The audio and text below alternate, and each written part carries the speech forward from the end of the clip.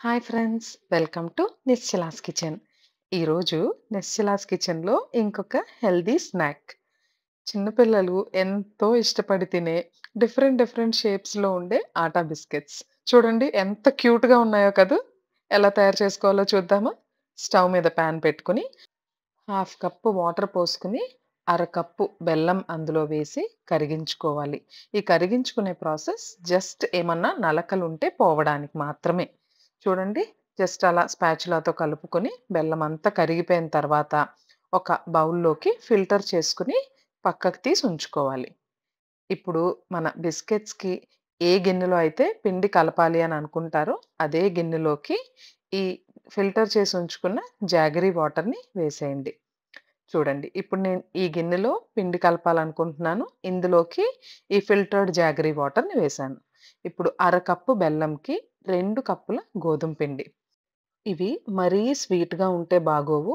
అరకప్పు బెల్లం సరిపోతుంది 2 కప్పుల గోధుమ పిండికి. తర్వాత పావు కప్పు నెయ్యిని వేడి చేసుకొని కరిగించుకున్న తర్వాత ఆ వేడి వేడి నెయ్యిని అందులో కలుపుకోండి. చూడండి, నెయ్యి వేడి వేడిగానే వేసేయాలి. తర్వాత అందులో పావు స్పూన్ ఇలాచీ పౌడర్, పావు స్పూన్ ఉప్పు, ఇంకా ఒక టేబుల్ స్పూన్ గసగసాలు. ఈ గసగసాల టేస్ట్ చానా బావుంటుంది అండ్ హెల్త్‌కి కూడా చానా మంచిది. అవి యాడ్ చేసుకున్న తర్వాత ఒక స్పాచులాతో ఇలా మెల్లగా కలుపుకోండి. ఎందుకంటే చానా వేడి నెయ్యి వేసాం కాబట్టి డైరెక్ట్‌గా చేయి పెడితే చేయి కాలుతుంది. కొంచెం వేడి తగ్గే వరకు ఇలా గరిటెతో కలుపుకుంటూ, వేడి తగ్గిన తర్వాత చేత్తో కలుపుకోవడం స్టార్ట్ చేయాలి. ఈ పిండి మరీ సాఫ్ట్‌గా ఉండకూడదు. అలా అని మరీ గట్టిగా కూడా ఉండకూడదు. చూడండి, ఇప్పుడు ఆల్మోస్ట్ కొంచెం వేడి తగ్గినట్టే. నేను చేత్తో కలుపుకోవడం స్టార్ట్ చేస్తాను. అండ్ పిండి కలుపుకోవడానికి మనం ఇంకా ఏం వాటర్ యాడ్ చేయలేదు కదూ. కొంచెం గోరువెచ్చని నీళ్ళని యాడ్ చేసుకోండి. ఇంత క్వాంటిటీ ఆఫ్ వాటర్ అని ఏమీ లేదు. పిండిని సాఫ్ట్‌గా కలుపుకోండి.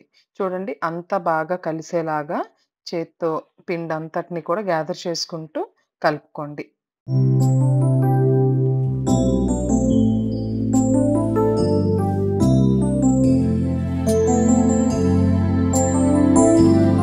చూడండి, మన పిండి ఈ టెక్స్చర్‌లో ఉండాలి. ఇదిగోండి. ఇప్పుడు వీటిని 2 పోర్షన్స్‌గా డివైడ్ చేసుకొని, ఒక పోర్షన్‌ని తీసుకొని చపాతీ రాయి మీద పెట్టి, ఇది మరీ పల్చగా చపాతీలాగా రోల్ చేసుకోకూడదు. ఒక 1 ఇంచ్ మందంగానే రోల్ చేసుకోవాలి. అప్పుడే మన బిస్కెట్స్ టేస్టీగా ఉంటాయి. తర్వాత ఎప్పుడూ కూడా ఈ సెకండ్ పోర్షన్‌ని కవర్ చేసే ఉంచాలి. లేదంటే గట్టి పడిపోతుంది పిండి. అండ్ ఒకవేళ అలా గట్టి పడ్డా కూడా కొంచెం వాటర్‌ని చేతికి తడి చేసుకొని కలుపుకోండి. చూడండి, ఇక్కడ నేను మందంగానే దీన్ని రోల్ చేస్తున్నాను. ఈ మాత్రం మందంగా అయితే సరిపోతుంది. ఒకవేళ మీ దగ్గర ఇలాంటి చిన్న చిన్న మౌల్డ్స్ గాని ఉంటే చాలా ఇంట్రెస్టింగ్‌గా తింటారు పిల్లలు.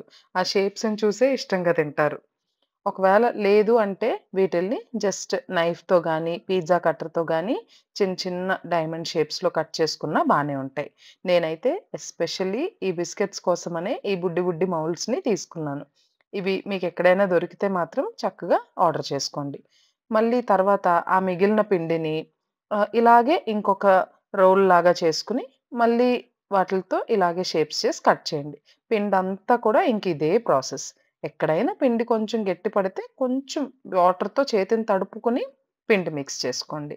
ఇప్పుడు ఆయిల్‌ని వేడి చేసుకొని, ఆ వేడి వేడి నూనెలో బిస్కెట్స్ వేసి గోల్డెన్ బ్రౌన్ కలర్ వచ్చేంత వరకు ఉంచి ఫ్రై చేసి తీసేసుకోవడమే. వీటికి ఆయిల్ ఎక్కువ లాగలేదు. వేసిన ఇంగ్రీడియెంట్స్ కూడా పిల్లలకి ఏం పర్లేదు. కొంచెం నెయ్యి ఎక్కువ వాడినా కూడా ఆరోగ్యానికి చాలా మంచిది. చూడండి, ఇందులో గసాలేసాం, బెల్లం వేసాం, నెయ్యేసాం, గోధుమ పిండేసాం. ఇంకా హెల్త్‌కి ఇబ్బంది పెట్టే ఐటెమ్స్ ఏవి ఇందులో వేయలేదు.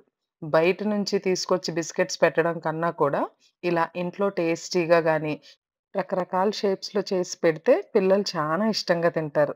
బావున్నాయి కదూ! మీరు కూడా ట్రై చేసి మీకు గాని నచ్చినట్లయితే మీ ఫ్రెండ్స్ అండ్ ఫ్యామిలీ మెంబర్స్‌తో షేర్ చేసుకోండి. అండ్ మీకెలా కుదిరిందో కామెంట్ సెక్షన్‌లో తప్పకుండా తెలియజేయండి. Thanks for watching Nischala's kitchen. Bye everyone.